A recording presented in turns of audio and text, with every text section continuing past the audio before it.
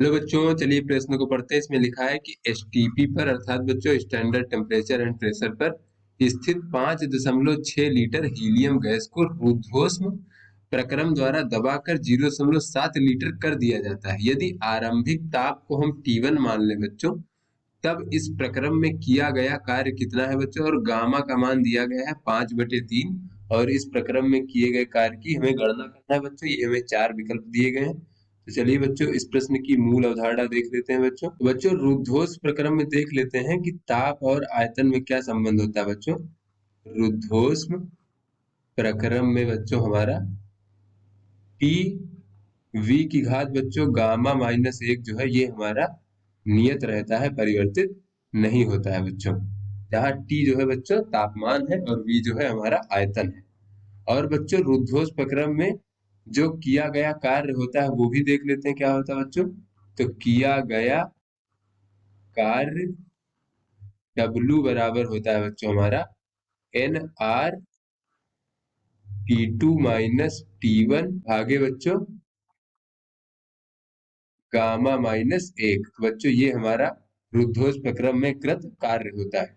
तो चलिए बच्चों अपने प्रश्न को हल करते हैं। तो बच्चों इस प्रश्न में कहा जा रहा है कि एसटीपी पर जो है 5.6 लीटर हीलियम गैस है बच्चों। तो चलिए देख लेते हैं। यहाँ पे बच्चों ये जो एन है ये मोलों की संख्या है। तो चलिए बच्चों मोलों की संख्या ज्ञात कर लेते हैं। तो उससे पहले बच्चों देखें कि एसटीपी पर क्या होता है बच्चों। एसटीपी पर जो 22.4 लीटर होता है बच्चों आयतन, 22.4 लीटर आयतन गैस का जो आयतन होता है, इसका द्रव्यमान कितना होता है बच्चों। इतने लीटर आयतन का द्रव्यमान अणुभार के बराबर होता है बच्चों। गैस के अणुभार के बराबर होता है। तो बच्चों ये जो हमारा हीलियम गैस है बच्चों, इसका एसटीपी पर 22.4 लीटर आयतन का द्रव्यमान कितना हो जाएगा बच्चों। आयतन का द्रव्यमान ये बच्चों इसके अणुभार के बराबर होगा। तो हीलियम का अणुभार बच्चों 4 होता है, तो ये 4 ग्राम के बराबर होगा। तो बच्चों किंतु हमारे पास आयतन कितना है बच्चों, 5.6 लीटर है। तो बच्चों इसका द्रव्यमान कितना हो जाएगा। तो यहाँ से बच्चों अगर हम देखें कि 5.6 लीटर गैस का द्रव्यमान कितना हो जाएगा, गैस का द्रव्यमान, तो बच्चों ये हो जाएगा हमारा 4/22.4 और गुणे 5.6। तो बच्चों ये हमारा हो जाएगा 1 ग्राम। अर्थात बच्चों ये जो हमारे पास गैस है इसका द्रव्यमान 1 ग्राम हो जाएगा। तो देख लेते हैं बच्चों मोलों की संख्या क्या होती है बच्चों। तो मोलों की संख्या निकाल लेते हैं। एन का मान, मोलों की संख्या, कितने मोल गैस है हमारे पास। बच्चों ये एन बराबर हो जाएगा गैस का द्रव्यमान भागे बच्चों अणुभार। बच्चों यहाँ द्रव्यमान 1 ग्राम है, अणुभार बच्चों 4 है। तो 1/4 जो है ये हमारा एन अर्थात मोलों की संख्या हो गई। तो बच्चों हमारा जो किया गया कार्य होता है उसमें बच्चों प्रारंभिक तापमान और अंतिम तापमान होता है। तो हमें प्रश्न में प्रारंभिक तापमान T1 पता है बच्चों, तो अंतिम तापमान T2 ज्ञात कर लेते हैं बच्चों इससे। तो यहाँ से बच्चों हम कह सकते हैं कि T2 V2 की घात गामा-1 बराबर T1 V1 की घात गामा-1। तो यहाँ से बच्चों T2 हमें ज्ञात हो जाएगा T1 गुणे V1 भागे V2 की घात गामा-1। तो बच्चों ये हो जाएगा T1 और V1 का मान बच्चों कितना दिया, वो है 5.6 लीटर। और V2 कहा जा रहा है कि 0.7 लीटर कर दिया जाता है दबाकर। और बच्चों गामा का मान है 5/3-1। बच्चों गामा का मान यहाँ पर हमें दिया गया है।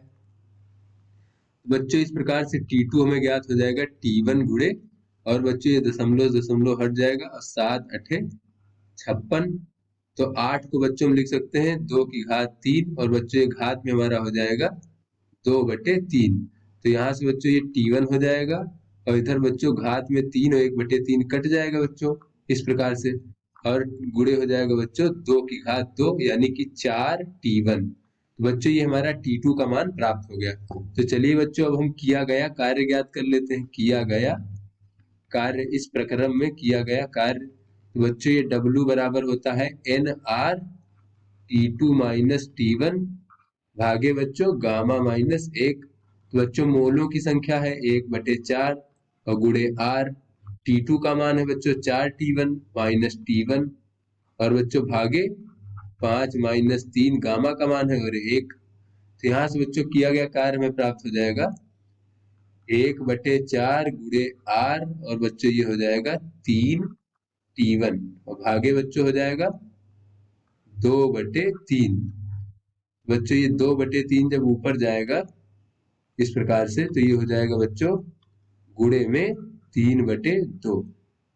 बच्चों इसको हम इस प्रकार से लिख सकते हैं गुणे 3/2। बच्चों इसको जब हम आगे हल करेंगे तो ये हो जाएगा हमारा दिया गया कार्य बराबर 9RT1 भागे 8 इन तरह की 9RT1 भागे 8। तो बच्चों ये हमारा कृत कार्य हो गया। तो चलिए अपने विकल्पों को देखते हैं बच्चों। तो 9RT1 भागे 8 बच्चों ये जो हमारा ए विकल्प है ये हमारा सही विकल्प है। तो आशा करते हैं ये आपको समझ में आ गया होगा। धन्यवाद।